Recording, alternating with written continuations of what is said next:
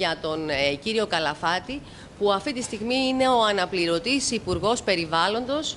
μιας χώρας όπου το περιβάλλον έχει γίνει σχεδόν ένα σύντομο ανέκδοτο. Το περιβάλλον αυτή τη στιγμή στην Ελλάδα είναι μόνο αντικείμενο λαιλασίας και αυτό το πράγμα συμβολίζεται πάρα πολύ έντονα στην πόλη μας, μέσα από το νερό, μέσα από τη διεκδίκησή μας ενάντια στην ιδιωτικοποίηση, που είναι ένας από τους κύριους υπέρμαχους ο κύριος Καλαφάτης, αλλά και μέσα από τον αγώνα μας για το χρυσό,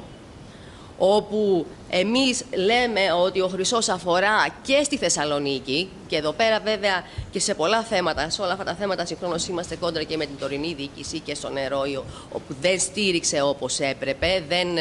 δεν έδωσε ουσιαστική στήριξη στον αγώνα των πολιτών ενάντια στην ιδιωτικοποίηση, παρά μόνο όταν σύρθηκε προεκλογικά,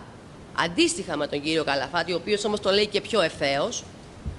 Και για το χρυσό θεωρούμε ότι το θέμα αφορά στην Θεσσαλονίκη πάρα πολύ οι συνέπειές του. Εκτός από αυτό, ο κύριος Καλαφάτης έχει και το μειονέκτημα ότι αυτή τη στιγμή πατάει σε δύο βάρκες. Δεν μπορείς να είσαι συγχρόνως σε μια κυβέρνηση, σε μια τέτοια κυβέρνηση, και να διεκδικείς την ψήφο των πολιτών του σε μια πόλη που είναι η πρωταθλήτρια πανευρωπαϊκά στην ρύπανση, την ατμοσφαιρική ρύπανση, που έχει γίνει πολύ χειρότερη με το θέμα της εθαλομύχλης λόγω των κακών καυσίμων μέσα στο χειμώνα, και συγχρόνως η πόλη με το λιγότερο πράσινο επίσης πανευρωπαϊκά.